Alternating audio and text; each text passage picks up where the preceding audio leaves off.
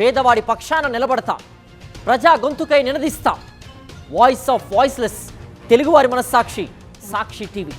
సాక్షి TV ప్రసారాల కోసం మీ స్థానిక cable ఆపరేటర్ను వెంటనే సంప్రదించండి. కొన్ని సందర్భాల్లో చరిత్రను గుర్తు చేసుకోవడం కూడా ముఖ్యమే. దేశం సాధించిన ఘనత చరిత్రను తరచి చూస్తేనే కదా తెలిసేది.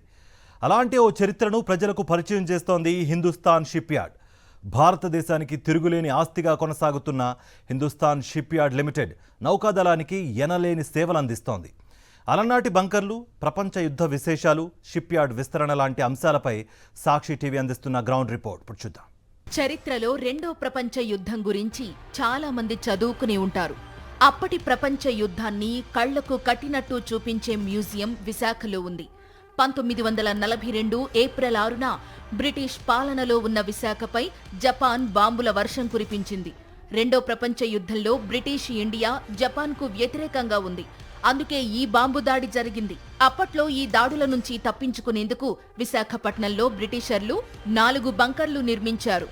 అందులో ఒక బంకర్ ఇప్పుడు మ్యూజియంగా మారింది. హిందుస్థాన్ షిప్ యార్డ్ సంస్థ దీన్ని ఏర్పాటు చేసింది. రెండవ ప్రపంచ యుద్ధం జరుగుతున్న సమయంలో ఏర్పరిచిన ఒక బంకర్ వద్ద ఉన్నాము. ఆ బంకర్ ఇదే. ఇప్పుడు ఇది ఒక మ్యూజియంలా తయారు చేశారు. హిందుస్థాన్ షిప్ యార్డ్ లిమిటెడ్ సంబంధించిన ఈ మ్యూజియంని 2022 12 ఆగస్టున తయారు చేసిన పరిస్థితి నెలకొంది. అయితే అసలు పూర్తిగా కూడా, ఎందుకంటే ఇప్పుడున్న తరానికి ఈ బంకర్ అనేది తెలియదు. కేవలం యుద్ధం జరిగిన సమయంలో మాత్రమే ఈ బంకర్ వాల్యూ ఏంటి, అదేవిధంగా బంకర్ని ఏ విధంగా తయారు చేస్తారు, ఏ పరిస్థితుల నడుమలో బంకర్స్ని యూజ్ చేస్తారు అనుకుంటే కూడా పూర్తిగా తెలుసుకునే ప్రయత్నం చేద్దాం. అయితే ఒక బంకర్ లోపలికి ఇప్పుడు మనం వెళ్తున్నాం. అయితే అసలు బంకర్ ఏ విధంగా ఉంటుంది, బంకర్కి సంబంధించిన లోపల విషయాలు, ఎటువంటి అంశాలను వాళ్ళు పొందుపరుస్తారు అంశం కూడా తెలియాల్సింది. ఎందుకంటే నేటి తరానికి అప్పుడు యుద్ధం జరిగిన సమయంలో ఎటువంటి వెపన్స్ని యూజ్ చేశారు, అదేవిధంగా బంకర్ని ఏ విధంగా ఉపయోగిస్తారు అంశంపై కూడా తెలియాల్సి ఉంటుంది. దానికి సంబంధించిన పూర్తిగా ఎక్విప్మెంట్స్ చూస్తాం.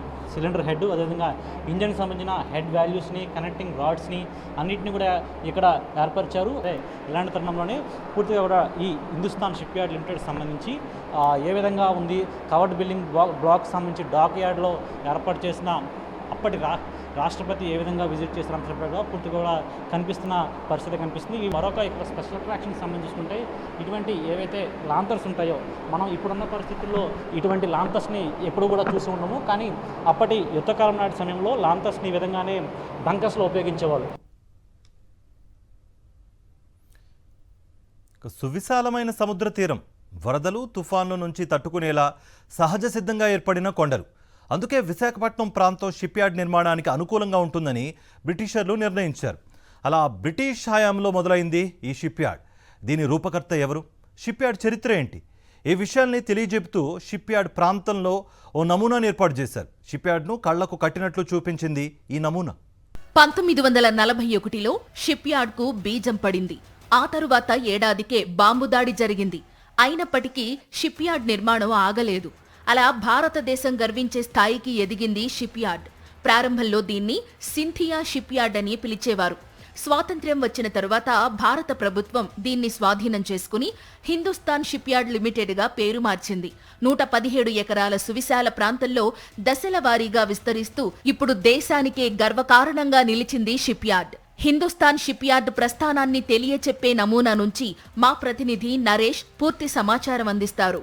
త్రివిధ దళాలో ఒకటైన ఇండియన్ నేవీకి ఎప్పుడైనా సరే ప్రతిష్టాత్మకంగా స్వదేశీ టెక్నాలజీతోటి ఆయుధాలను అందజేస్తున్న హిందుస్థాన్ షిప్ యార్డ్ లిమిటెడ్లో ప్రస్తుతం మనం ఉన్నాము. పూర్తిగా కూడా స్వదేశీ టెక్నాలజీతో ఇప్పటికే ఐఎన్ఎస్ నిస్తార్ను కూడా ఇండియన్ నేవీకి అందజేయడం జరిగింది. ఐఎన్ఎస్ నిస్తార్లో ఉన్న టెక్నాలజీని మనం చూసాము.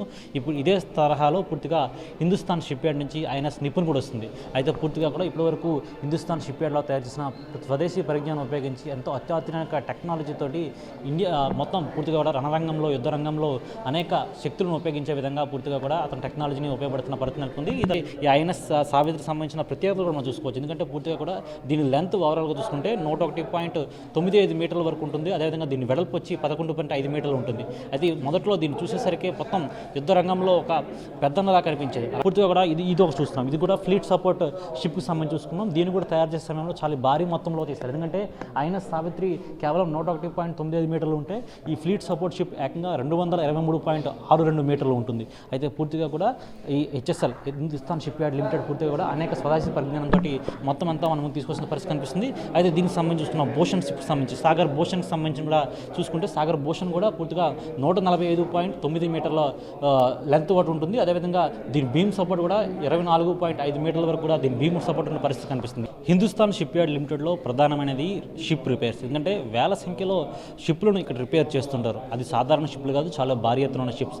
దానికి అనుగుణంగానే ఇప్పటి వరకు హెచ్ఎస్ఎల్లో ఏర్పాటు చేసిన భారీ షిప్స్ను అదేవిధంగా రిపేర్ కోసం ఏవే వచ్చాయో వాటికి సంబంధించిన ఫోటోగ్రాఫ్స్ని కూడా మనం చూస్తున్నాం. ఎందుకంటే పూర్తిగా కూడా ఇప్పటి వరకు టార్పిడ్ వెజల్స్ సంబంధించి ఇండియన్ నేవీకి సంబంధించిన అనేక షిప్స్ను మనం వాడకంలో ఉంచాము. అందులో యుద్ధ రంగంలో వాడే షిప్స్ కూడా భారీ ఎత్తున ఉంటాయి. మనం ప్రస్తుతం సాక్షి టీవీ స్క్రీన్ మీద చూస్తున్నది ఐఎన్ఎస్ షిప్స్ ఏవైతే ఉంటాయి ఇండియన్ నేవల్ షిప్స్ సంబంధించిన చాలా అత్యాధునికమైన టెక్నాలజీ షిప్స్ చాలా పెద్ద ఎత్తున ఉంటాయి. ఇలాంటి షిప్స్కి ఎటువంటి రిపేర్ వచ్చినా సరే హెచ్ఎస్ఎల్ ఎప్పటికప్పుడు సంసిద్ధంగా ఉంటుంది. మనకి ఇండియన్ నేవీ పేరు చెప్పగానే సబ్మెరైన్స్, టార్పిడోస్ అన్నీ కనిపిస్తాయి. ఎందుకంటే యుద్ధంలో ఎక్కువ శాతం కూడా సబ్మెరైన్స్ చాలా వరకు ఉపయోగపడుతున్న పరిస్థితి కనిపిస్తుంది. ఆ విధంగానే ఇప్పుడు పూర్తిగా కూడా మనకి అండర్ వాటర్లో ఎప్పుడు నిఘా అనిపించే విధంగా మనకి సబ్మెరైన్స్ని ఏ విధంగా ఉంటుంది, అదేవిధంగా సబ్మెరైన్ సిస్టమ్ని ఏ విధంగా తయారు చేస్తారు అంశంపై కూడా మనకు పూర్తిగా కనిపిస్తుంది. ఏదైతే సబ్మెరైన్ నుంచి వచ్చే టార్పిడోస్ ఏవైతే ఉంటాయో, అది వెపన్స్ ఏవైతే ఉంటాయో బయటకు లాంచ్ చేస్తారో, ఈ గ్రీన్ కలర్లో కనిపిస్తున్న ఈ టార్పిడోస్ని వెంటనే లాంచ్ చేయడానికి ఎవరైనా సరే శత్రు దేశం నుంచి మన జలాల్లోకి ఎంటర్ అవుతున్న సమయంలో కావచ్చు, లేకపోతే మనకి అవతల వైపు నుంచి ఏదైనా ప్రమాదం ఉందన్న సమయంలో సబ్మెరైన్ సిస్టమ్ నుంచి యాక్టివేట్ చేసి వెంటనే ఎదుట వస్తున్న శత్రు దేశాలను వెంటనే నాశనం చేయడానికి ఆ టార్పిడోస్ని ఉపయోగిస్తుంటారు. అదే హిందుస్థాన్ షిప్ యార్డ్ లిమిటెడ్ అసలు నమూనా ఏ విధంగా ఉంటుందో ఒకసారి చూపించే ప్రయత్నం చేస్తున్నాను. ఇదే పూర్తిగా కూడా విశాఖపట్నంలో ఏర్పరచుకున్న హిందుస్థాన్ షిప్ యార్డ్ లిమిటెడ్. ఇది చూస్తుంటేనే ఒక పెద్ద సినిమా సెట్ తరహాలో కనిపిస్తుంది. కానీ లోపల చేసే విన్యాసాలు ఏ విధంగా ఉంటాయంటే పూర్తిగా కూడా వేల కొద్ది షిప్లను రిపేర్ చేస్తుంటారు, వందల కొద్ది షిప్లను ఎప్పుడు తయారు చేస్తుంటారు. అలాంటి తరుణంలో హిందుస్థాన్ షిప్ యార్డ్ లిమిటెడ్ మరికొన్ని రోజుల్లో ఐఎన్ఎస్ నిపుణులు లాంచ్ చేయబోతుంది. దాని తయారీ కూడా ప్రాసెస్ అవుతుంది.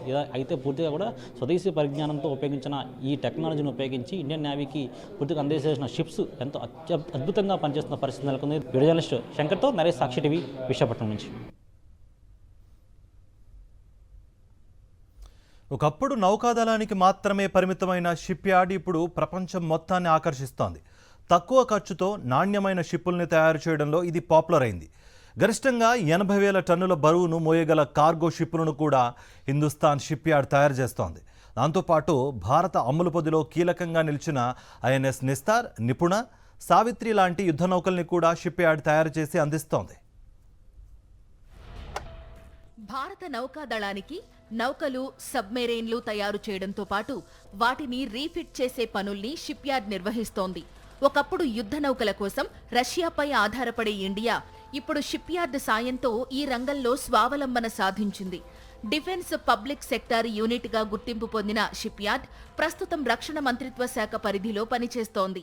నిన్నటి వరకు విశాఖపట్నం మాత్రమే తెలిసిన హిందుస్థాన్ షిప్ యార్డ్ లిమిటెడ్ ఇప్పుడు దేశవ్యాప్తంగా దాటి మిగిలిన దేశాలకు కూడా తెలిసేలా చేసింది ఐఎన్ఎస్ నిస్తార్. ఎందుకంటే ఐఎన్ఎస్ నిస్తార్ తయారు చేయడంలో పూర్తిగా స్వదేశీ టెక్నాలజీతోటి హిందుస్థాన్ షిప్ యార్డ్ లిమిటెడ్ చేయడం జరిగింది. ఈ తరహాలోనే మరికొన్ని ఆయుధాలు తయారు చేయడానికి హెచ్ఎస్ఎల్ సిద్ధమైంది. ఈ తరుణంలో మనతో పాటు ఫ్యూచర్ గోల్స్ మాట్లాడేందుకు మనతో పాటు ప్రస్తుతం హెచ్ఎస్ఎల్ సిఎండి హేమంత్ ఖాద్రి గారు ఉన్నారు. Sir, what are the future goals and growth prospects? I think our first goal is to continue this sustained growth profile. We have been making growth at the rate of 20% plus year on year. In some areas, almost as 50% growth. So we need to sustain this growth. రాష్ట్రంలో satellite shipyard వైపు అడుగులు వేస్తున్నామని Hindustan shipyard CMD Hemant Khatri అన్నారు. 3 ఏళ్ల క్రితం విస్తరణ పనుల్లో భాగంగా ప్రణాళికలు రూపొందించామని, కాకినాడ, మూలపేట ప్రాంతాల్లో స్థల పరిశీలన జరిగిందని తెలిపారు. సుమారు 250 ఎకరాల్లో షిప్ రిపేర్, రీఫిట్ పనులకు ఉపయోగపడేలా శాటిలైట్ షిప్ యార్డ్ నిర్మిస్తామంటున్నారు. దీంతో పాటు రాబోయే 2 ఏళ్లలో 3,000 కోట్ల టర్నోవర్ను లక్ష్యంగా పెట్టుకున్నట్టు తెలిపారు. Ship repairs, we are repairing almost 15 ships in a year and all on time.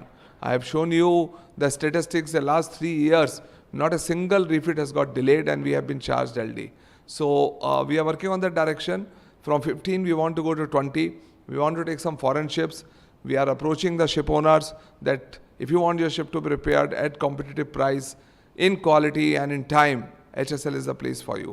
రక్షణ పరికరాలు దిగుమతి చేసుకునే స్థాయి నుంచి ఎగుమతి చేసే స్థాయికి భారత్ చేరుకుంది. పూర్తి స్వదేశీ పరిజ్ఞానంతో హిందుస్థాన్ షిప్ యార్డు నిర్మించిన diving support vessel INS Nistar యుద్ధ నౌక భారత నౌకాదళ అమ్ముల పొదిలో కొద్ది రోజుల క్రితం చేరింది. ఐఎన్ఎస్ సుజాత యుద్ధ నౌక నిర్మాణంలో కొరియన్ టెక్నాలజీ వినియోగించగా నిస్తార్ యుద్ధ నౌక మాత్రం షిప్ యార్డు చొరవతో 80% పూర్తి స్వదేశీ పరిజ్ఞానంతో రూపొందింది. Fourth is to get the right kind of manpower. The tradesmen that you need for shipbuilding, be it welder, be it electric fitter or engine fitter, pipe fitter. I think you need skilled people with almost 10 years of experience who understand the drawing and does the job right on the first attempt itself. ఈ పరిస్థితి పూర్తి స్థాయిలో కూడా Hindustan ship yard limited సంబంధించి future గోల్స్ని కూడా చూస్తున్నామన్నారు. అదే పూర్తిగా కూడా ఇప్పటివరకు ఐఎన్ఎస్ నిస్తార్ తయారు చేస్తాం, ఇదే తరహాలో ఐఎన్ఎస్ నిపుణ్ కూడా సిద్ధం చేస్తున్నాం, రెండు సేమ్ ఎక్విప్మెంట్తో తయారవుతుందని. అదేవిధంగా ఈ షిప్ రిపేర్స్ సంబంధించి చూసుకుంటే మినిస్టర్ ఆఫ్ షిప్స్ సంబంధించి కాకుండా ఫ్యూచర్గా బయట దేశాలకు సంబంధించి ఆ షిప్స్ను కూడా ఇక్కడ రిపేర్ చేస్తున్నామని పూర్తి స్థాయిలో ఎంత పెద్ద మొత్తంలో అయినా సరే సిద్ధంగా ఉన్నామని కూడా చెప్తున్న పరిస్థితి కనిపిస్తుంది. విడుదల శంకర్తో నరేష్, సాక్షి టీవీ, విశాఖపట్నం నుంచి.